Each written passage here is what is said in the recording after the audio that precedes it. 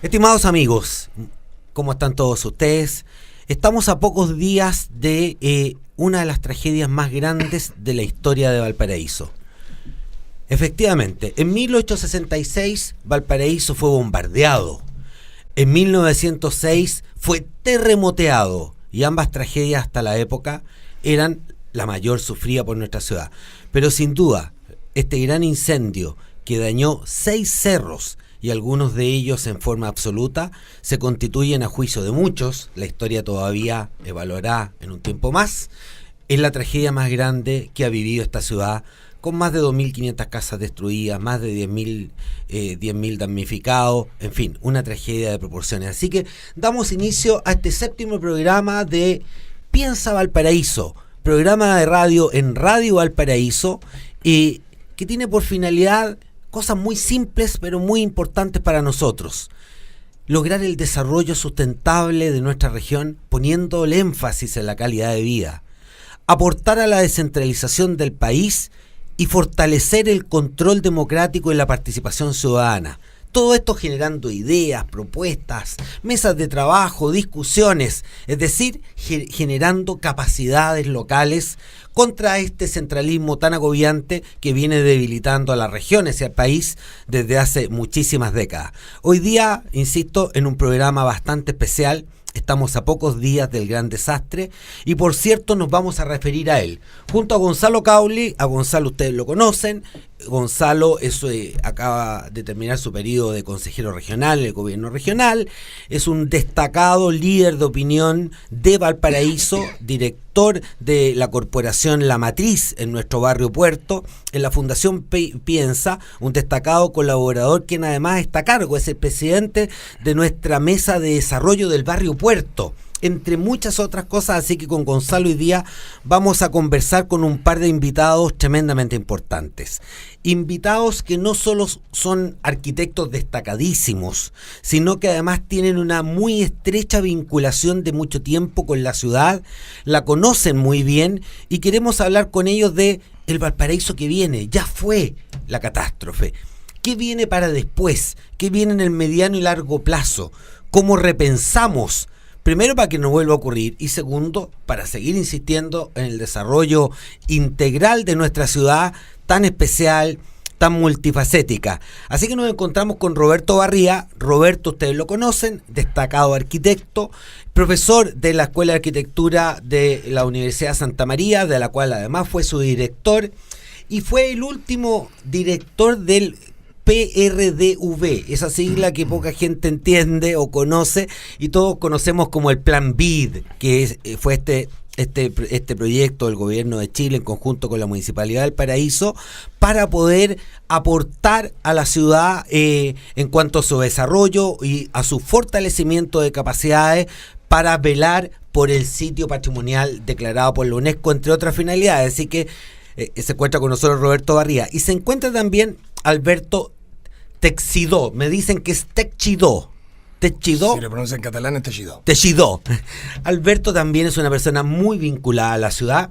Él es considerado, y probablemente sea incómodo decirlo en su presencia, como uno de los grandes urbanistas de este país. Doctor en urbanismo, profesor de la Universidad de Chile, que ha escrito libros sobre Valparaíso, su historia y su desarrollo urbanístico y patrimonial, y además una persona, y al igual que los demás integrantes de esta mesa, muy comprometida con el futuro de la ciudad. Así que tenemos un tema muy importante, y quiero saludar primero a mi conductor, pues mi buen amigo Gonzalo Cauli. Don Gonzalo, ¿cómo está? Muy buenos días, Jorge. Gracias por la invitación. Este es mi primer programa acompañándote en Piensa Valparaíso. Bueno, estoy muy contento y queremos aportar todas las buenas ideas que permitan hacer surgir a Valparaíso rápidamente después de este desastre. Muy bien, pues. Y partamos al tiro con los fuegos. A nuestros queridos invitados, ¿cuál es el sentimiento? Yo creo que acá hay temas técnicos, hay temas políticos, hay temas de Estado, pero hay un sentimiento, Roberto, ¿no? ¿Qué sentiste? Bueno, primero que todo, muy buenos días y gracias por la invitación. Lo que uno siente en realidad es que algo que tiene una particularidad, un valor que es difícil de transmitir de manera tangible, que le ha permitido al Paraíso ser considerado un patrimonio cultural, precisamente por una capacidad de poder sus habitantes haber dominado una topografía compleja, ¿no es cierto?, y haber generado un tipo de vecindad muy particular. Esa característica de repente se va, digamos, así en nada. En un día, digamos, ¿no es cierto?, desaparece una característica que es la característica de vivir en Valparaíso, ¿no es cierto? Esa capacidad de un habitante que respeta al que está al lado y que ambos participan de un espectáculo común, ¿no es cierto? Y que es ese participar de este anfiteatro y que le da al porteño esa posibilidad de lo que nunca ocurre en ninguna parte del mundo, que es que la clase baja está en el lugar alto, ¿ya? De manera de que estamos como en este momento tratando de imaginar cómo es que una extensión tan grande de territorio puede ser abordada sin perder esa cualidad o esa condición que tiene el habitar porteño, ¿ya? Alberto. Bueno, también agradecer la invitación y bueno, sin duda que esta situación nos preocupa.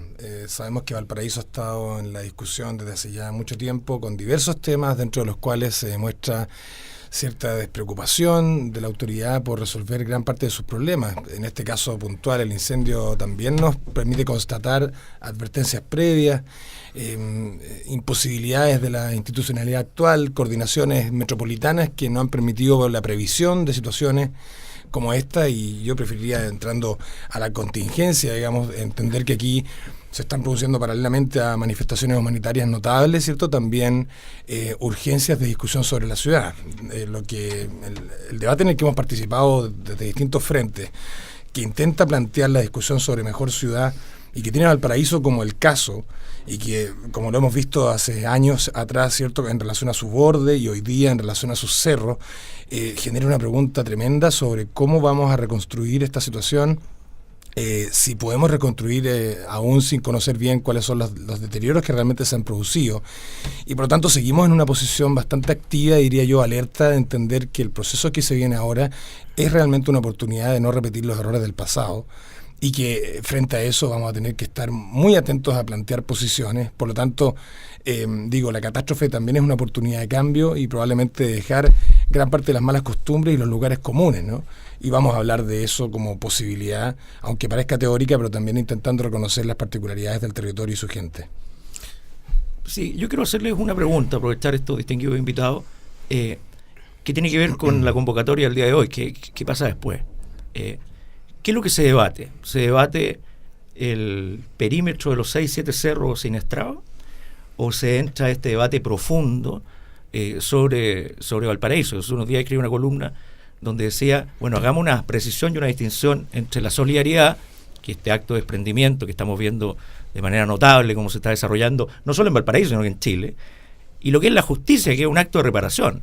Y Valparaíso aparentemente tiene crisis de institucionalidad severa, crisis de financiamiento, tiene crisis de liderazgo político. No hay un plan en el que podamos decir todos los que amamos a Valparaíso estamos de acuerdo en un 30, un 40%, y desde esa base vamos construyendo los consensos hacia arriba. Y yo quisiera preguntarle en esa línea, ¿es la hora de la justicia? ¿Nos vamos a acotar en este debate a 7 cerros y cómo se reconstruye de una manera sustentable, o vamos a debatir Valparaíso? De verdad, como un problema de Chile, no como un problema de quienes estamos asociados territorialmente, digamos. ¿Es un problema de Chile? Sabes que el pasar la problemática, ¿no es cierto?, a una condición general del Estado de Chile, o sea, de cómo está el Estado de Chile y sus ciudades, ¿no es cierto?, yo creo que va a ser un tema que va a surgir si es que se genera o se respetan la identidad de fase de cómo enfrentar este problema. Yo creo que la fase primera de asistencialidad, ¿no es cierto?, y de lograr dejar clarificado la situación en este momento contingente, ¿no es cierto?, que es simplemente de solidaridad, es una primera fase que va a terminar, y debiera venir una fase de diagnóstico, ¿no es cierto? Cuando uno hace el diagnóstico, cuando entra a analizar la causa particular, es imposible que no surja la causa general, digamos, que está detrás del conflicto. Pero yo creo que eso es lo que hay que hacer. Y después viene el problema de cómo se enfrenta la reconstrucción, ¿no es cierto? En este sentido, el Senado, ¿no es cierto?, generó una comisión. Estuvimos ayer participando el Colegio de Arquitectos, las 4 universidades, las escuelas de arquitectura, más algunas personas de áreas específicas también convocadas, con los senadores Horvath, con el senador Echaguán, con Lagos Weber, con el senador se me olvida ahora, pero había un grupo, una comisión, ¿ya? En la cual precisamente lo que uno podría vislumbrar es que existen dos instancias, una instancia que es ejecutiva, que corresponde al Ejecutivo, corresponde al Gobierno, y una instancia que es legislativa, que necesariamente va a tener que tomar, ¿no es cierto?, decisiones de cómo enfrentar ciertos cambios normativos que permitan, ¿no es cierto?, lo que se está de alguna manera vislumbrando, que es que la institucionalidad existente no es capaz de dar respuesta a una problemática como esta. Entonces hay que generar un criterio, ¿no es cierto?, de administración que sea pertinente. Y en ese sentido pareciera ser que no es malo que uno concentrara, ¿no es cierto?, la participación de la universidad en una comisión que va a llegar a determinar un potencial, ¿no es cierto?, tipo de institucionalidad, ¿no es cierto?, porque son las leyes a las que le corresponde crear el ámbito para que se pueda desarrollar una modalidad que supere estas cosas que tú decías al principio, que era que en el fondo estamos con un problema general administrativo, ¿no es cierto? Entonces, me parece a mí que sería interesante poder saber que esta como iniciativa, que de alguna manera vuelve a colocar al Senado, que siempre ha estado tan ajeno a Valparaíso, lo vuelve a colocar en una relación directa con la comunidad viva de Valparaíso, y que se pueda establecer entonces un sentido de por qué un poder legislativo está en Valparaíso, y se vuelva, ¿no es cierto?, a una relación que no debió nunca no existir, una relación más directa, digamos, del legislador con lo que es la ciudadanía. Y yo creo que ahí hay una oportunidad, como tú bien dices, yo creo que ahí se da la primera oportunidad, la oportunidad de poder de haberse dado cuenta ayer los senadores, digamos, de que hay una cantidad de información valiosa que está recogida en todas las universidades, y quedó de manifiesto las exposiciones que se hicieron de cada una de las personas. Yo creo que fue una reunión bastante prometedora en términos de que hay finalmente una voluntad de entenderse a distintos niveles de participación dentro de lo que es el orden de la ciudad. Oye, y voy a interrumpir, y por favor, todos sentámonos con la libertad de interrumpir cuando lo estimen. Alberto, respecto a exactamente el mismo tema, me parece notable la pregunta de Gonzalo. O sea, dos o tres consideraciones. Primero, me preocupa mucho el tema de la opinología. Como me preocupa siempre la gente que viene a opinar de Valparaíso sin conocerlo. Dice, mira, Valparaíso está lleno de perros, está sucio, sí lo sabemos. O sea, pero el aporte, la opinología la encuentro muy delicada. Yo creo que hay temas históricos, temas culturales, temas de gente de la zona, y además hay temas de expertos.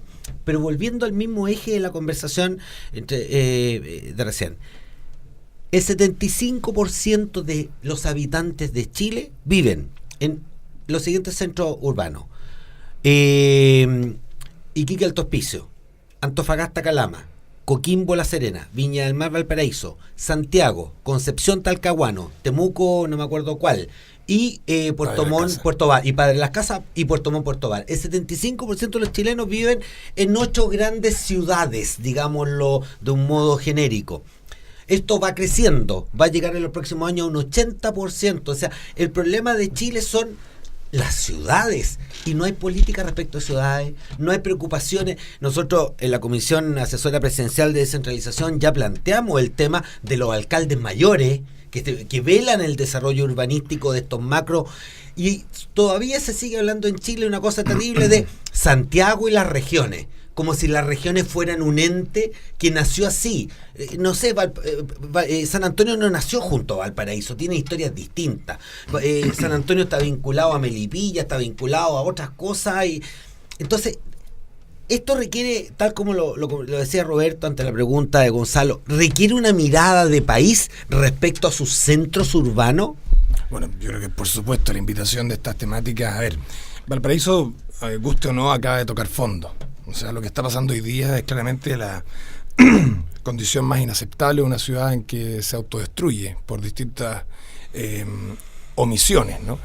Y además, bueno, y otras desconsideraciones. En el ámbito, entendiendo entonces que si Valparaíso está en un proceso tan complejo, sin duda que es la oportunidad de plantear temáticas que afectan la problemática local, pero que desde la mirada macro ponen en discusión lo que decíamos antes, ¿cierto?, respecto a la administración de áreas metropolitanas, que es una discusión que venía hace mucho tiempo y que acá nuevamente aparece en esta pregunta sobre quién debió estar a cargo sobre distintos temas que vemos que van a explicar desde el origen del fuego hasta su no detención, el rol de CONAF, el rol de los cuerpos de bomberos, la instalación de los campamentos en las quebradas, las quebradas habitadas, las quebradas inaccesibles, sin dotación de agua potable, con títulos de dominio. O sea, hay miles de preguntas sobre la ciudad. Yo creo que si no hay otro momento para plantearse una refundación de la discusión urbana en los ámbitos que corresponden. Cómo la planificación pasa de ser líneas de colores en un papel a institucionalidad que cumple un rol activo en presupuesto, atribuciones normativas y realmente alguien que esté velando porque esto realmente sea un cumplimiento, ¿no? Las líneas de riesgo están dibujadas en todos los planos reguladores costeros, mostrando la línea donde son tsunamis hace 10 años atrás, o las líneas de quebradas no habitables. Sin embargo, tenemos habitabilidad. Es un proceso correctivo que debemos plantearnos como pregunta. Segundo, las calidades constructivas. Entendemos que aquí hay limitaciones económicas para explicar la calidad de muchas de las viviendas destruidas. Sin embargo, hay una normativa que establece cuáles son las normas de seguridad de sismo, de incendio, y en el caso de algunas zonas costeras también se han establecido normas de resiliencia al tsunami. Y también, por lo tanto, es una pregunta aquí. Y sabemos que además hay críticas contra estas posiciones, ¿cierto? El titular de este diario también lo comenta, ¿no? Los pobres no podemos elegir dónde vivir. Eso de alguna manera es comprensible en el problema que hay aquí, pero también es un lugar común del cual tenemos que salir. Si las personas se siguen emplazando en zonas de riesgo, la pobreza se eterniza. Y eso es una responsabilidad de la autoridad en combinación con la ciudadanía de entender que las regulaciones urbanas, cuando establecen zonas de riesgo, están resguardando no solo la inversión pública que pueda significar reparar un daño, sino también el capital y el patrimonio de una familia que el Estado resguarda, que puede ir creciendo en el tiempo. En la medida que se vuelvan a emplazar viviendas en zonas de riesgo, vamos a ir eternizando viviendas que se van a destruir cada 40 años, cada 30 años, cada catástrofe que ocurra. Por tanto, la pobreza sigue estando ahí y no puede salir. Y en tercer término, obviamente una capacitación ciudadana en la cual se coparticipa. En los casos tsunami vimos en la zona norte de Iquique, ¿cierto?, un buen comportamiento de la ciudadanía arrancándose a los cerros, una cosa que culturalmente estaba muy bien instalada y por suerte además respaldada por capacitaciones permanentes de la autoridad y señalética.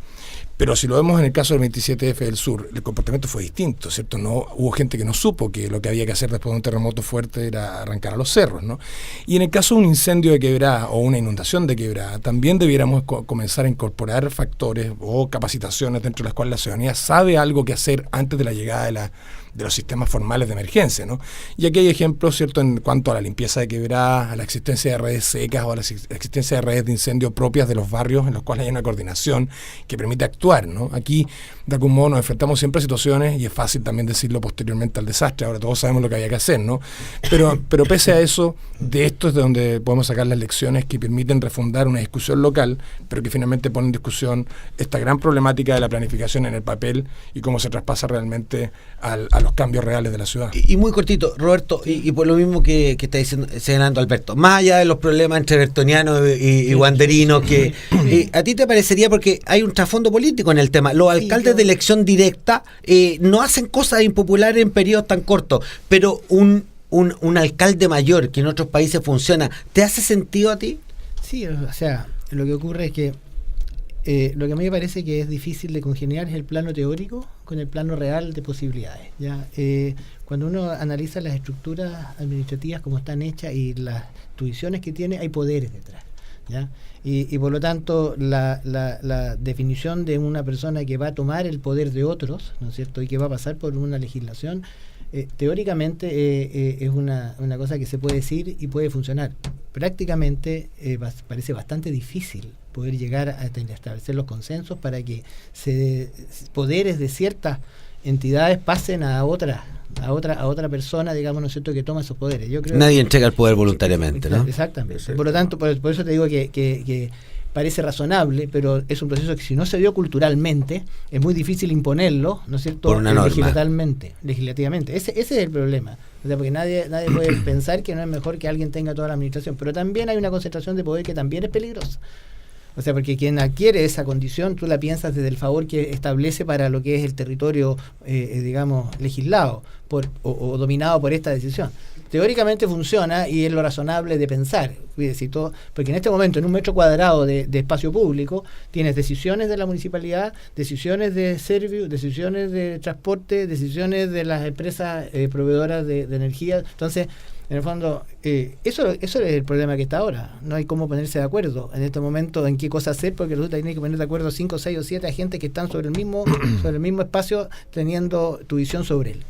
Por suerte hay casos internacionales que nos pueden iluminar o de algún modo hay otras experiencias que demuestran que esto no es imposible, sino que simplemente intentamos extender una especie de statu quo de conveniencias o de ahorro energético por no enfrentar una discusión que parece urgente, ¿no? Y ese ejemplo te iba a poner yo, estuve hace bastante poco en Medellín, conociendo todo el modelo de innovación social y urbana.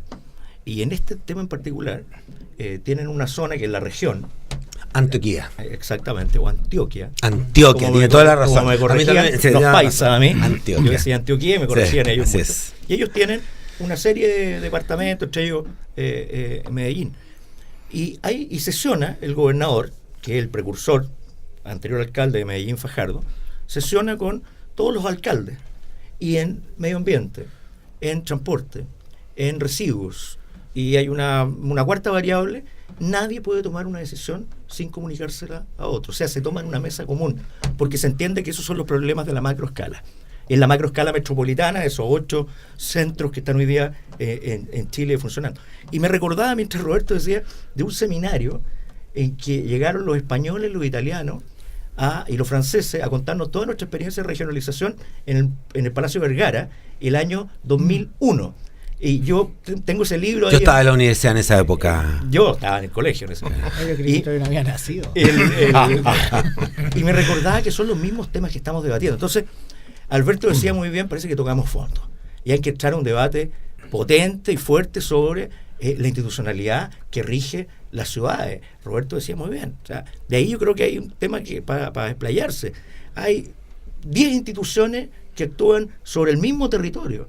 ¿Cómo se resuelve eso si no hay una cultura de cooperación, si más bien no hay una cultura legalista de mover papeles y yo aquí no me muevo? Entonces, ahí aparentemente hay un desafío, porque si uno va a enfrentar Valparaíso como ciudad o como espacio acotado, ¿cómo se va a hacer cargo de esto después de la solidaridad, Alberto? Bueno, yo creo que, que claramente lo decíamos, ¿no? Muchas veces nos negamos a reconocer ejemplos internacionales y también estamos agotados de que se nos compare con no sé cuántas ciudades del primer mundo. Pero el caso de Medellín y de Colombia es muy interesante, porque al menos Medellín tiene la mitad del PIB chileno promedio, tiene $8.000 per cápita versus nuestros 15.000 promedio, 20.000 como estemos hoy día.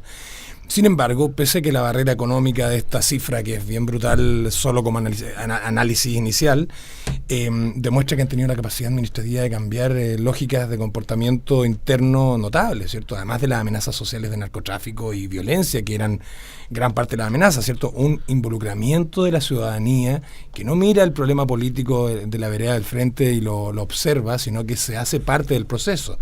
De una ciudad que decide mantener bajo su propiedad los servicios públicos de agua, alcantarillado y electricidad, con lo cual genera los millones de dólares anuales que le permiten tomar decisiones de inversión. 500. Con las que, 300, 500, digamos, hay un rango ahí, pero hay un dinero que, aquí nosotros privatizamos la sanitaria, somos muy innovadores, pero en realidad vale ahora la pregunta, y además con grifos que no operaron del mejor modo, preguntarnos qué valió la pena de una privatización de empresas de servicios públicos que no están demostrando la efectividad que deberían tener, ¿no? Esa polémica se resolverá cuando se aclare qué pasó realmente con el trabajo bomberil, que algunos vieron más de cerca que otros. Y entonces tenemos un ejemplo cercano de economía similar, inferior, que permite poner en discusión cómo lo han hecho otras ciudades, además de otros ejemplos nacionales que vamos a comentar luego. Tenemos algunos temas, esta macro mirada que yo creo que es fundamental, el marco político, geopolítico, políticas públicas, de lo que viene y de lo que hay que hacer. Tenemos que también bajar un poco esto al futuro de Valparaíso dentro de este contexto, y Alberto acaba de tirar algo que yo creo me encantaría que pudiéramos darle una vuelta. La participación ciudadana en todo esto. La gente está bastante alejada de lo que se está haciendo.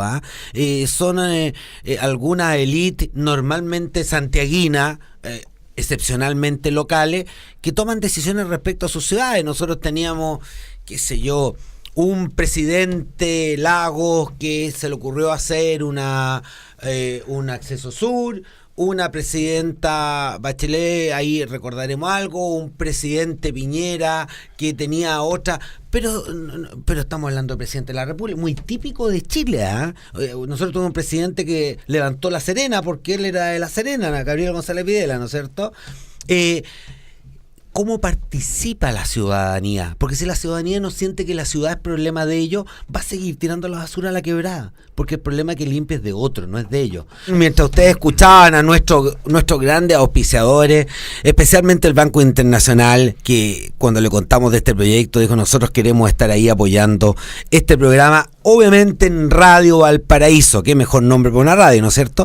Estábamos antes de ir a la pausa hablando de los temas urbanísticos globales del país para poder situar la conversación, y al final salió un tema de la participación ciudadana, el involucramiento, que la gente sienta que la ciudad es de ellos y que tienen derecho y que tienen deber. Acaba de salir una normativa que yo la vengo alegando en particular hace 8 años respecto a multas de verdad a los que rayen las paredes. En fin, no entiendo por qué en 10 años costaba tanto sacar una ordenanza, pero salió. No miremos para atrás, miremos hacia adelante. Pero yo le quiero preguntar a Roberto Barría.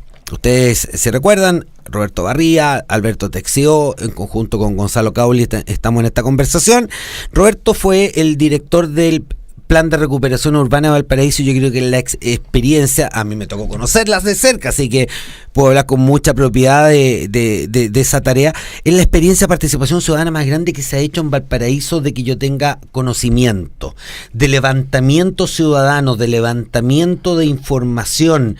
Esa información permite dar un paso siguiente en este sentido, de que la ciudadanía haga suya la ciudad. Mira, a ver, yo tengo una opinión personal respecto de la participación ciudadana, y que se puede derivar también de lo que decíamos recién respecto del traspaso de ciertas iniciativas que son de otras culturas acá. ¿Ya? Si uno analiza cuál ha sido el reclamo de la calle, es que Chile tiene mala calidad en la educación. Entonces, cuando uno parte de esa premisa, sabe que tiene un conjunto de ciudadanos mal educados, ¿ya? O sea, digamos, eso no hay otra posibilidad de decirlo. Por lo tanto, la participación ciudadana, que solo se funda en preguntarle a la persona y no en educar a la persona, ¿no es cierto? Es una participación ciudadana que lo que va a terminar haciendo va a ser diseñando la contingencia, ¿ya? Porque esa persona no tiene capacidad de entender por qué está en la condición que está, por lo tanto lo que pide es lo que le resuelve el problema particular del momento. Y en esa solución, si la toma quien diseña o la toma el que toma la decisión, lo que hace es consolidar la condición que permitió que esa persona tuviese ese problema. Entonces, es un tema complejo, ¿ya? O sea, bueno, la participación tiene que cambiarse en el sentido de que tiene que haber un factor de educación. Si no está ese factor de educación, lo que te vas a recibir de vuelta va a ser simplemente la solución de contingencia que establece y que pone a firme las condiciones que provocaron el problema. Exactamente. ¿Ya? Exactamente. Miren, qué bien lo dijo. Después de eso cerramos, nos vamos para la casa. No, muy bien, lo comparto plenamente. Yo también lo comparto, y yo creo que una de las cosas que deberían venir con esto es la hora de la impopularidad. Exactamente. Que es la contracultura de resolver la contingencia, pues lo has dicho muy bien y muy sintéticamente. Ese es el problema. Parece que tenemos que tener líderes y autoridades que, cuando todo el mundo quiere decir que sí, digan no. Y no, y vamos adelante. Alberto, ¿qué opinas tú de...? Bueno, sin duda estoy de acuerdo con Roberto. Este tema de la participación lo hemos visto también en otras situaciones, ¿cierto? Hoy día se habla mucho de transparencia en ciertos procesos de generación de proyectos, que en realidad vemos simplemente cuando están construidos, o cuando vemos que se inicia su construcción, cuando vemos que ya hay adjudicaciones, ¿cierto? Lo hemos visto en el Molde Castro, lo hemos visto en el borde costero de Valparaíso con el Terminal 2, lo hemos visto con proyectos que finalmente aparecen y que se jactan de una transparencia que cabe preguntarse si... Y va a la encuesta que señala Roberto. Por supuesto que dentro de todo sigue habiendo una discusión que sigue siendo muy encapsulada, hay que reconocerlo también. Nosotros en las universidades también generamos una discusión que finalmente también queda muy, muy cerrada, ¿no? Pero los procesos inclusivos, ¿cierto?, que implican no solo el problema de la participación desde el punto de vista del PowerPoint, del papelógrafo co-realizado, también está este factor que comentábamos del caso Medellín también, que es el involucramiento de la ciudadanía activa en los procesos de construcción de ciudad. Aquí pareciera ser que ser autoridad es una especie de personaje que está fuera de nosotros, que está allá al frente. Bueno, esa culpa es de los conquistadores. Nosotros lo heredamos hace 500 años y nos enseñaron que así se gobernaba y lo llevamos los genes hoy día. Bueno, los genes que tenemos de conquistados y conquistadores. Exactamente. Bueno, eso también es parte del proceso de cambio. La participación también implica que quienes creen saber cómo se deben hacer las cosas estén disponibles a participar en procesos de liderazgo, porque de algún modo lo que ocurre hoy día es que finalmente tenemos dirigencias que tienen que ver más que con liderazgos reales, con simples apatías acumuladas de gran parte de la sociedad que no está dispuesta a participar. Eso también es parte de un proceso que hoy día también se discute, ¿cierto? Se nombró el encargado presidencial, hay un tremendo desafío de plantear temas incómodos, ¿cierto? ¿Qué está pasando con una reconstrucción en zonas de riesgo? Si aún no conocemos bien cuáles son estas nuevas zonas de riesgo que se agregan a la inundabilidad de quebradas, que es lo que conocíamos en la normativa, pero se agrega la condicionante fuego y hoy día se agrega la condicionante de cerros que quedaron lavados, limpios, y por lo tanto pueden generar además derrumbes. O sea, tenemos situaciones que no conocemos hoy día, hay que tomar decisiones complejas, hay que ser impopulares probablemente en gran parte de estos temas, también reconociendo que hay una manera de reconstruir Valparaíso en las condiciones originales, pero al menos yo lo que logré ver y lo pongo en la experiencia reciente, es que aquí hay condiciones mínimas de seguridad que hay que dotar a la población. Quien no las tenga no debiera ser autorizado a estar ahí. Me refiero simplemente a la accesibilidad de carros bomba a las calles, situaciones gravísimas que se vieron el fin de semana de no poder llegar a los lugares, y segundo, la dotación de agua potable, que además soluciona el problema sanitario como tal de muchas de las poblaciones que están inmediatamente al lado. Con esas dos condiciones básicas podemos decir que aquí hay una posibilidad de reconstrucción. Mientras eso no ocurra, además de lo que decía el derrumbe, que es una variable nueva, estamos en una situación algo así como contradictoria, que nos va a hacer repetir. Pero me pasa algo, y me queda algo, mira, en el diario financiero, para que lo vean, de este miércoles recién pasado, venía una columna muy interesante, no recuerdo el autor, la vi de Cristian Sayé, muy buena, que hablaba, no lo voy a plantear como lo dijo él, sino una reflexión mía al respecto. Nosotros tenemos élites que piensan y piensan razonablemente en favor del bien común, por una parte. Por otra parte tenemos autoridades elegidas mediante sistema democrático representativo, y por otra parte está el pueblo que no está educado.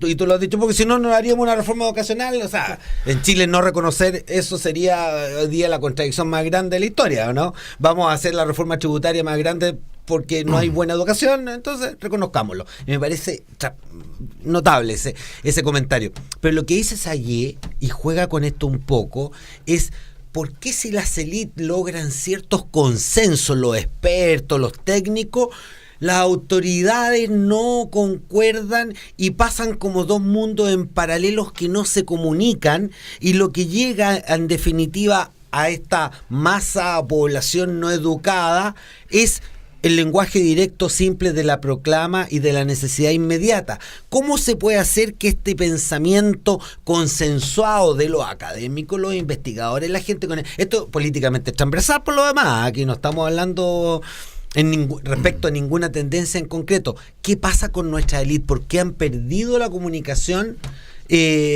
con el resto del cuerpo social, incluyendo el político? En resumen, yo he escuchado a distinguidos políticos de la región y nacionales dando opiniones que a mi juicio es mera opinología, cuando si se hubiesen juntado, como tú contabas, en el Congreso el otro día, en el Senado de la República, podrían haber tenido... ¿Por qué no se unen? ¿Qué nos está pasando? Que está esa disociación. Es un aspecto de la columna que te llevaba a otros también, que imagino que usted tendrá mucho interés en comentar.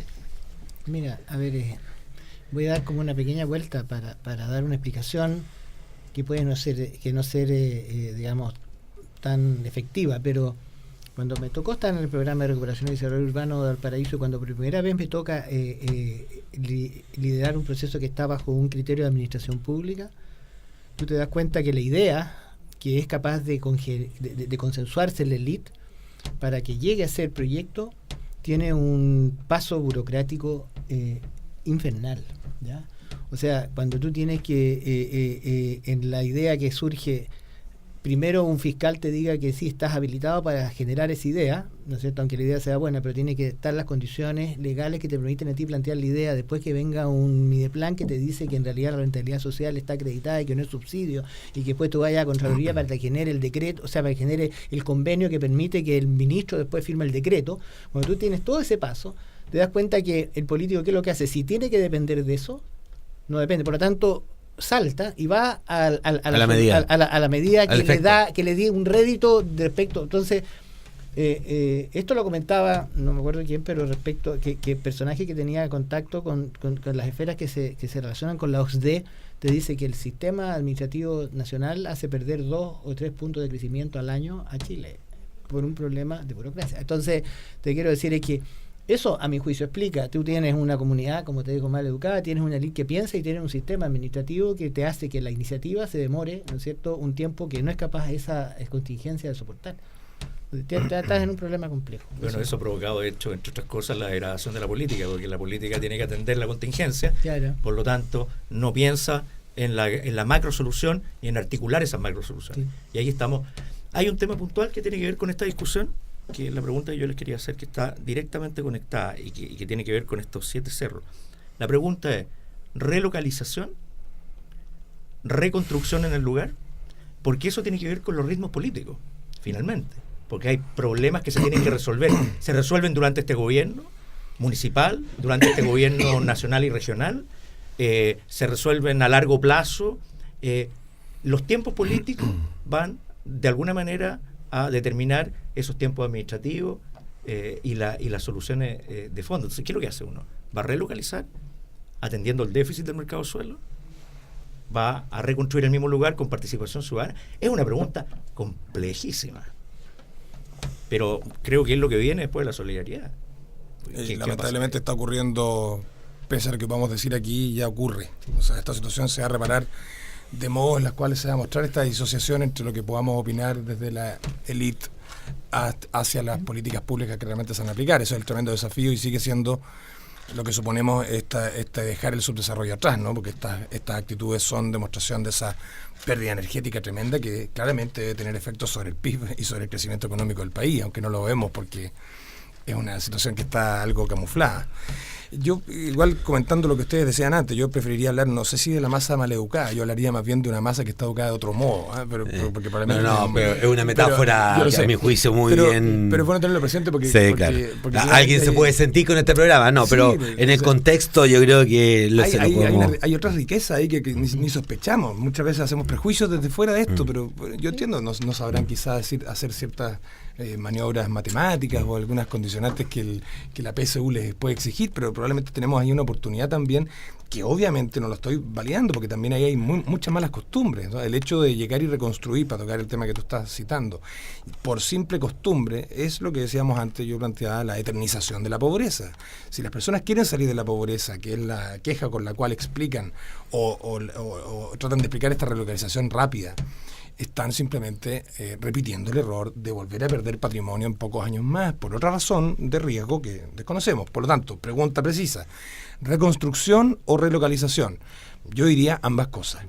Ambas cosas considerando una lectura del territorio que debe hacerse y tenemos la capacidad de hacerlo. Técnicamente se puede, lo puede hacer la universidad, lo pueden hacer muchas de las personas que hoy día tienen a la vista Valparaíso, que está en el centro de la noticia donde todos quieren venir a colaborar. Algunos lo harán manualmente, otros lo harán intelectualmente, pero hay mucho capital de trabajo aquí que puede aportar a la discusión. El problema va a ser movernos sin conocimiento.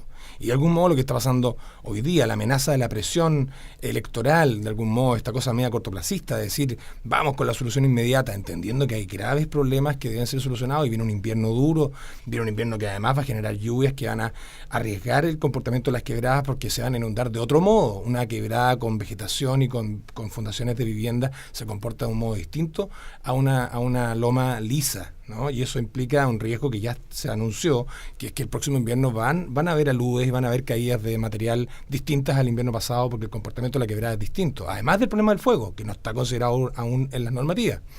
Entonces, el ambas cosas implica lo que comentábamos hace un momento, Chile Barrio, por poner un caso de los 90, ¿cierto? La política pública que estableció el traslado de poblaciones vulnerables en lo social y que ha sido una tarea que han ido apoyando incluso entidades privadas, ¿cierto? Público-privadas, el Techo para Chile y otras iniciativas que han ido agrupando, catastrando, trasladando a personas que viven en condiciones de vulnerabilidad social. Hoy día se agrega una variable ambiental.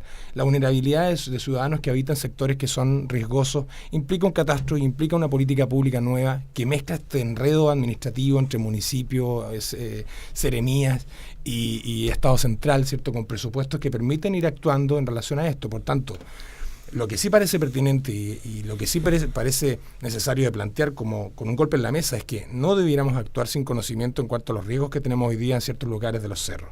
Pero una vez que se garantice seguridad del territorio, accesibilidad y dotación de servicios mínimos como el agua, que al menos podría ir amarrado al alcantarillado si suponemos higiene, pero además suponemos extinción de incendios, y un radio de acción que es medible, porque las mangueras de los bomberos y los chorros de agua se pueden medir. Mientras no logremos una cobertura en un sector, lo podemos categorizar como trasladable. Y los que sí logren esta condición mínima de servicio, acompañado de otras miles de cosas, ¿no? También tenemos el problema de la suciedad que hay en las quebradas, que también es casi un problema de participación ciudadana, ¿no? De cómo la ciudadanía se involucra en esta situación, no solo en la limpieza, también en estos planes de emergencia inmediata que hacen que los ciudadanos sepan qué hacer cuando ocurre esto y no estén simplemente a merced del viento y sus cambios. Roberto, lo mismo. Sí, es bastante similar. Lo que pasa es que yo siempre digo que el diagnóstico se hace evidentemente con un rayado de cancha previo, ¿no es cierto? El rayado de cancha previo yo creo que son la consideración de estas dos condicionantes, ¿no es cierto? Evidentemente respetar aquellas áreas en que evidentemente hay un riesgo claro, ¿no es cierto? Y tratar de reconstruir en aquellas áreas en donde se recupera de alguna manera este hábitat porteño, ¿ya? En el fondo lo que uno tiene que mirar es que el Valparaíso Patrimonio de la Humanidad nominado, ¿no es cierto? La quebrada Tomás Ramos, la quebrada San Francisco están arquitecturizadas completas, ¿ya?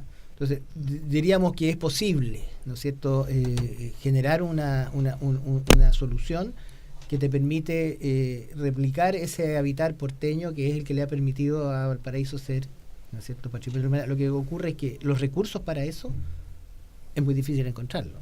Por lo tanto, obviamente tendrán que aparecer condicionantes, ¿no es cierto?, que hacen que se respetan estos conceptos de vulnerabilidad que se hablan, ¿no es cierto?, y que de alguna manera tienen riesgos evidentes que no van a ser posibles de ser superados porque el costo para superar eso, ¿no es cierto?, es un costo que no es posible de poder, ¿cómo se llama?, asumir. Eso es lo que sí, han aparecido unos diseños de quebrada que me encantaría, pero me imagino que los alemanes están en condiciones de hacerlo, con terrazas, con piscinas, con cuentos, pero también lo encuentro poco real, ¿no? Si me permiten, yo creo que también esto abre otra discusión más. Fíjense que, ¿se acuerdan el año pasado cuando se rompe la matriz de Val y se inunda parte de un cerro y logra, bueno... Sí.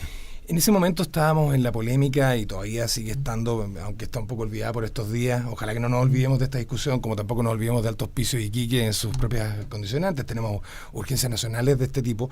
Estábamos discutiendo en Valparaíso sobre el problema del polígono UNESCO y sus efectos del entorno, ¿no? Y había una especie de defensa institucionalizada en la ciudad, ¿cierto?, de defender polígonos y fueras de polígono como argumentos de si hay atribuciones o no de opinar o de plantear alguna observación.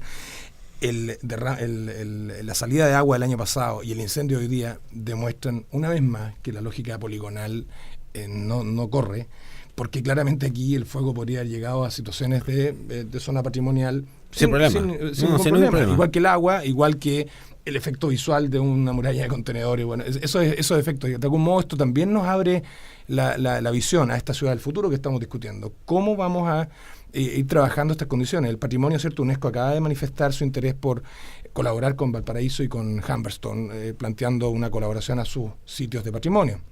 Hay una oportunidad de hacernos una pregunta de nuevo. O sea, ¿seguimos con la lógica de los polígonos? ¿Seguimos con la lógica de que el municipio tiene la supuesta capacidad de manejar prevenciones tan grandes como la que hemos visto que hoy día se dio. O sea, estas preguntas, más allá del delegado presidencial, deben responder a modificaciones normativas, a leyes, tal como ocurrió en 1906 y en 1909 con el plan de reconstrucción del Almendral, que logró vencer la imposición de Santiago de construir una dársena de mar interior en el Almendral, que había quedado no solo terremoteado, como tú dijiste al principio, sino que además incendió. Incendió completo. Entonces fue terremoto incendio, y este espacio gigante se pensó llenarlo de agua.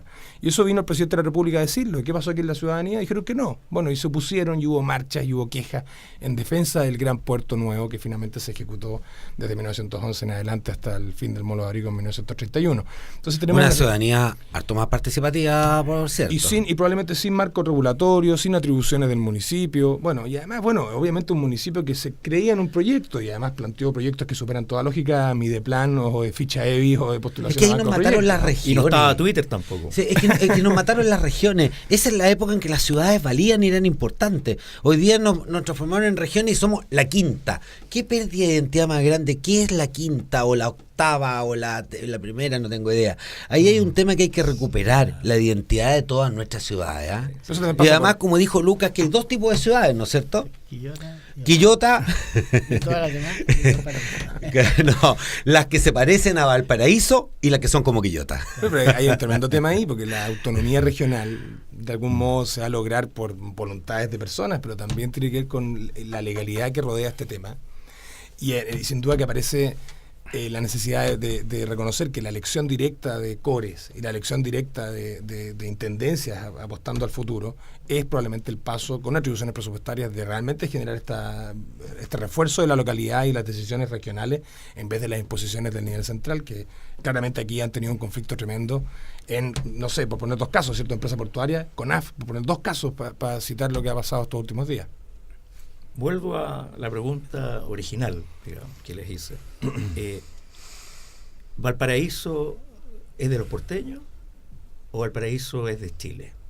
Requiere que Chile se pregunte qué hacemos con Valparaíso. Valparaíso tiene derecho a ser la ciudad diferente de Chile, la ciudad que está protegida internacionalmente, de la que todo el mundo habla, no por el incendio y por el desastre, lamentablemente. Todo el mundo habla de Valparaíso y es probablemente la marca más potente que Chile tiene en el mundo. ¿Tiene el Estado de Chile que preguntarse qué hace con Valparaíso? Se las dejo lanzadas fundamentalmente por el tema de los recursos, porque claro, hay que hacer diagnóstico, hay que fijar planes y cursos de acción, pero hay que financiar eso. ¿Quién lo va a financiar? Si Valparaíso no puede financiarlo.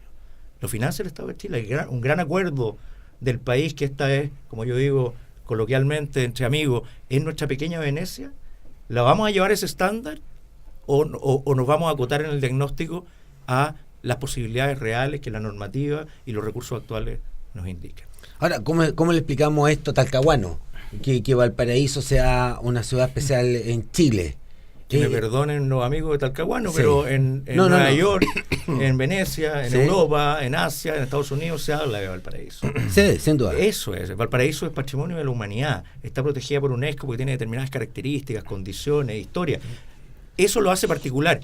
Y yo creo que Chile también lo considera, y internacionalmente también. Sí, entonces, ¿es el Estado de Chile el que tiene que asumir un compromiso? Pero lo que pasa es que podría asumir un cierto compromiso. Yo creo que lo asumió con el Programa de Recuperación y Desarrollo Urbano Valparaíso. O sea, tramitó independientemente si se piense que la condición de nominación de patrimonio sea buena o mala, ¿no es cierto? Una vez lograda y entendiendo que no tiene la municipalidad la capacidad, generó un programa, pero lo que tiene que existir es que una ciudad tenga una economía que le permita subsistir por sí sola. O sea, no puede ser siempre una ciudad que es siempre de pura asistencialidad.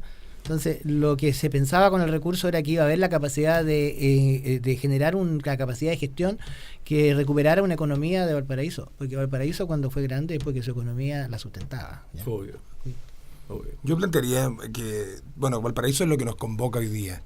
Y hay razones para que nos convoque, no solo por un problema de catástrofe muy reconocible, sino también porque la condición UNESCO es claramente el distintivo. O sea, Valparaíso es el patrimonio mundial urbano que tenemos, además de nacional, pero al ser categoría UNESCO, no digo que se aísle de la problemática nacional. Al contrario, a mí lo que me parece, porque claramente hoy día tenemos problemas de ciudad repetidos en todas las zonas metropolitanas o condicionantes, conurbaciones que se han descrito, Por tanto, Valparaíso sí parece ser el lugar donde la discusión vale la pena de ser planteada, donde vale la pena poner en discusión esta relación ciudad-entorno, ciudad-infraestructura, ciudad-riesgo, porque la batalla que se puede ganar aquí es probablemente el contagio a todas las demás ciudades. El modelo. Claro, de algún modo aquí está, tenemos lo mejor y lo peor de las ciudades aquí.